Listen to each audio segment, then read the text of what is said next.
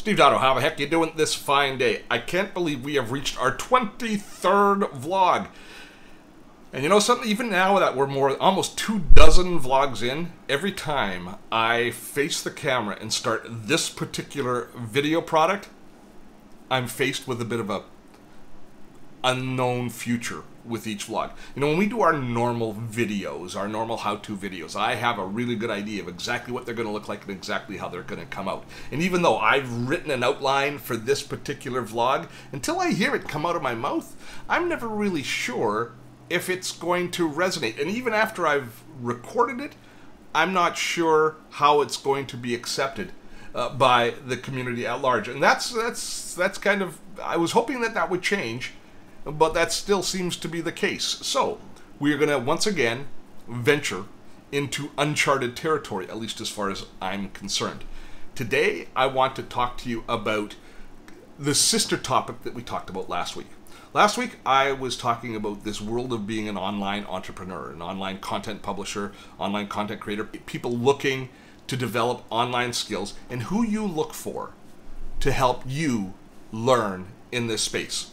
The unique aspect of the whole online world is the experts are only a couple of weeks ahead of their students in a lot of cases, because we all do things so differently, but we're all taking advantage of evolving technologies and figuring out new metaphors for delivering content and building communities and creating engagement.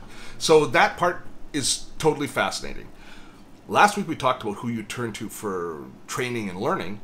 Today I want to talk about who you turn to for support, because here is something that I'm increasingly coming to terms with, having been doing this now for I guess about 5 years, kind of full time, is I run into regular times as a YouTube content creator, as an online creator, where I feel a great degree of loneliness in my pursuit. And this is ironic because everything we do is social. Me right now, speaking to you, I feel a relationship with the audience, a relationship with the community. I feel the social engagement and the social interaction. But nevertheless, I feel that there's a bit of a loneliness. And here's where it comes from. And I don't want this to be like a pity party for Steve. I'm not trying to say, oh, poor Steve, he's lonely. I don't mean lonely in that aspect.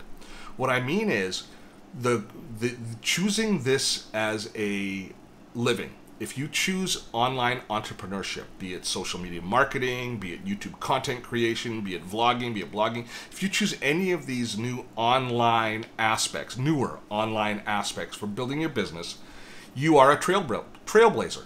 For the most part, it's my sincere belief that if you are doing this, you are creating a business which is totally unique and nobody else is doing exactly what you're doing. And certainly, probably nobody in your normal social circles is doing exactly what you're doing.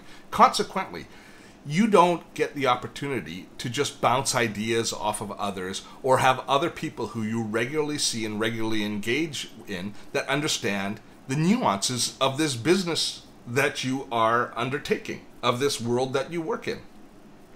Tonight we're going to a party. Shannon and I are heading to a party. Shannon's a teacher.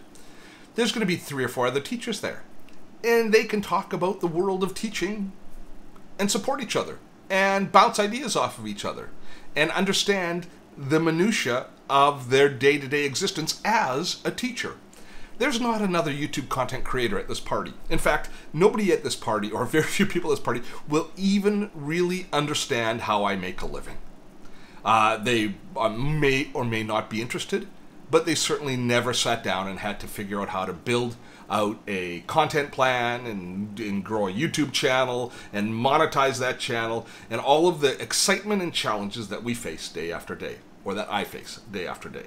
So consequently, who do I turn to when I just need a sympathetic ear, or need to run an idea up a flagpole, or need to share a really surprising or hard-won success? Now, Shannon is great for that. She understands that I work hard, and she understands a lot of what goes on. And certainly I want to share both successes and failures with her. But that's your spouse. That's a personal relationship. You also need business affirmation. We also need people who we work with or who work in the same space as us to give us support in that space. So I'm wondering who you turn to in that space. We've talked about who we turn to for leadership, but who do you turn to for support? The reason that I thought about covering this topic this week is I had 2 conversations this week with 2 of the people who I turn to. And when I sat down and I thought about who they were, I thought, what a strange collection of friends I have accumulated. Business friends.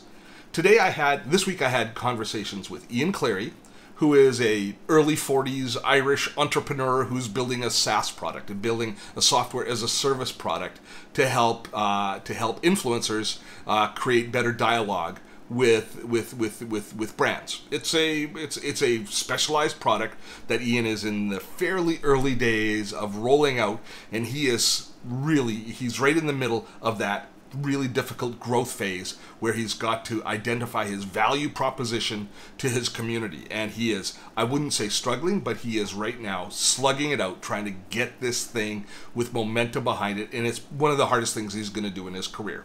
And we had a great chat about that. I couldn't offer him any advice, but I think just talking to me, somebody who understood the challenges that he faced, in hearing his own voice, explain the challenges, I think that helps add clarity for him. So there was value in that conversation. The other person I had a chat with is Sue B Zimmerman. It's about as different from Cleary as a person can be. Sue is a serial entrepreneur who's started like 7 bazillion businesses, and currently she has a ravenous community of primarily female entrepreneurs who turn to her to learn about Instagram. How different than chalk and cheese is Ian and Sue? And then you throw me into the mix, the common denominator between these two, a 60-something-year-old person who creates YouTube videos on how to use Gmail. What a strange collection we are. Yet, we find it easy to support each other and encourage each other. And Sue's, by the way, the reason she called me, the exact opposite of what Ian was. Sue called me to share a huge success they've had. She launched a new course, a new version of her course that they really nailed. They had wonderful sales. Her community is activated and engaged, and they're growing. She's bringing people on board. They're having some great success. So she, rather than wanting to talk about the challenges of business that she was facing, she wanted to share success, and she wanted to share it with somebody who understood and could celebrate with her. And that's what we do with each other, right? That's how we support each other in community. And in our little community in the online space, we have somehow found each other, even though what we do is totally different, but the challenges we face are similar. And so I'm wondering how you deal with that. And if you are at that stage where you're starting to think of that this might be a career that appeals to you, something in the online, social marketing, content creation space, if you are thinking that this is going to be something that appeals to you, I want you to be prepared for one thing, that you are going to at times face loneliness of a unique type, where you are having to puzzle through challenges in your business, and you're not necessarily going to have somebody to bounce those ideas off or to give you advice who has lived or walked a mile in your shoes. They might have done some similar things, and they're going to be far flung, and they're going to be disparate as far as you're not going to be looking in the same places as you've traditionally looked for these contacts. But you have to be prepared for this, I think, as you move ahead. I wouldn't say it's the dark side of online marketing and social marketing, but it is one of the real challenges that we face. It's one of the reasons that I think going to conferences is such a huge, has become so much more a part of something that I look forward to than ever before. I used to speak at conferences and all that was all good, but only since I became a social marketer have I looked forward to going to conferences to meet with others, to form relationships, to make contacts, and to build friendships, and to build professional relationships, because we need those, and you are going to need those. So if you are stepping in this space, think about where you're going to find them, and I would love to hear from you where you turn to for this kind of relationship. That's it. It seemed to come out better than I was worried that it was going to come out as I wrote it down. I'll let you be the judge, though. Till next time, have fun storming a castle.